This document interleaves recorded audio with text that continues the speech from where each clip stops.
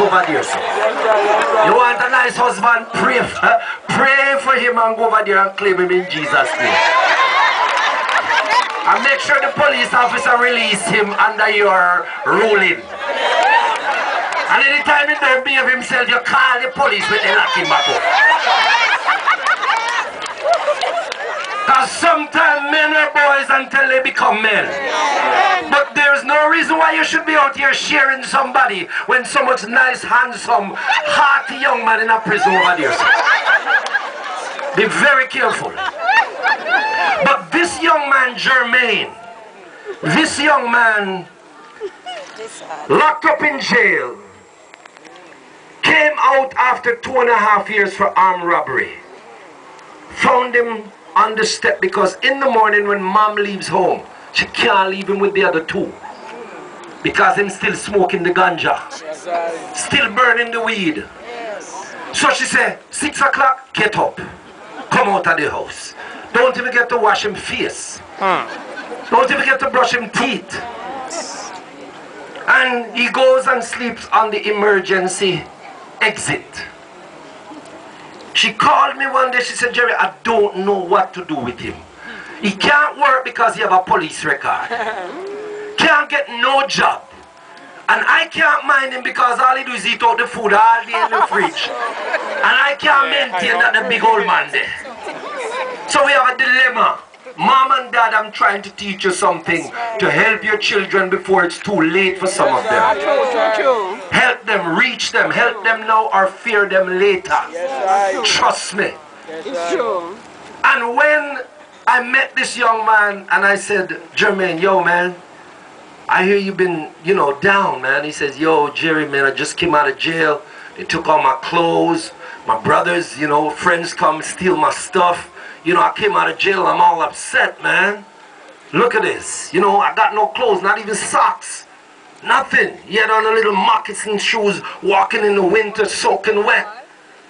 So I took him shopping. How many of you know that love costs? Show me your hands if you know that love costs. Love costs.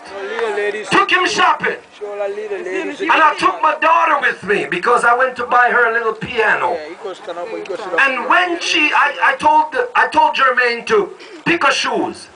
Lord of mercy. Who tell me to tell him that?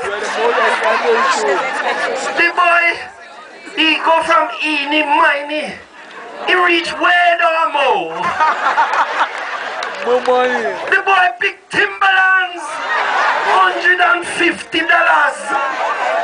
I think the man got like a $30 shoes. Hey. How many of you know that God wants you to give the best when you give?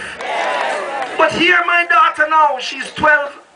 Daddy, how come my piano only costs $100 and his boots cost more than mine?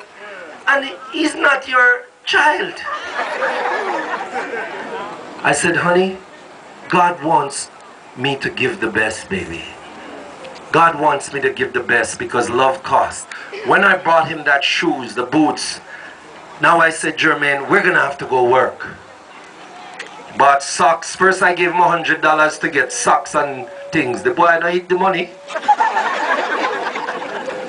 Next time I saw him, he didn't have no socks and I said, where the socks? I give you money? He says, yo, dog, Jay, man.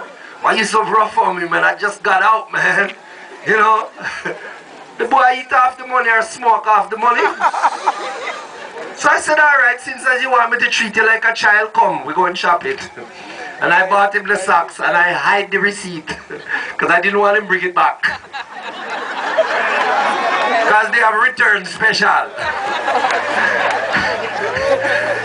When you want to dress up and go out, you just keep the tag on and wear it and make sure you don't dirty it up. Maybe I'm alone. Am I the only one that knows what I'm talking about? These are tough times. Times are rough. But here's Jermaine. We walked and went, bought him stuff, and I took Jermaine to a school. About 1,200 kids, the whole school, grade 9s and 10s. Then they had 11s and 12s. And he spoke to the kids of what it's like to go to jail.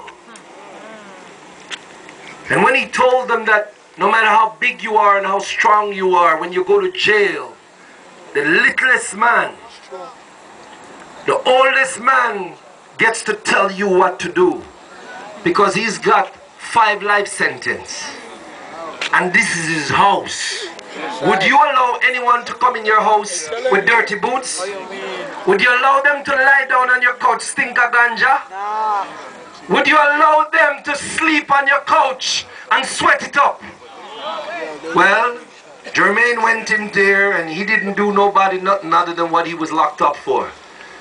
Jermaine was a changed man when he came out because he realized that in jail even the smallest man is big. Because when you're doing life sentence, no matter how bad you may think you are out the road, when you come in there you have to put away all badness. Because the man that is doing 3-4 life sentence, he can murder you and he's already what does he have to lose? The death penalty is no longer. So he just kill you and they put him in higher lockup, put him in a higher and that's it. So the badness that you are out here, it's freedom that is given to you as a part of your rights to this country. Do not abuse it, do not misuse it, or you will have to refuse it when you go to jail. You will have no rights there. Because the guards can't help you until it's happened. Learn that.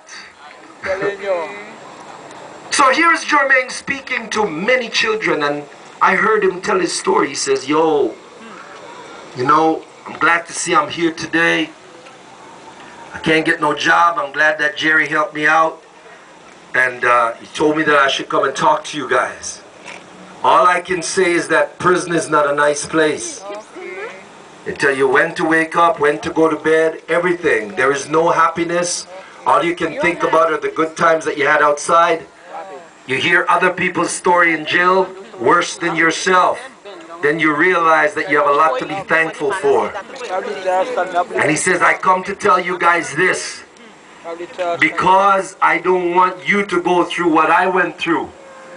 And with me putting down my gun, I come to tell you that you don't have to go through what I went through. And when he spoke, Jermaine spoke to them. And in telling them about his grandma, my Lord, where are the grandmother? I don't put up on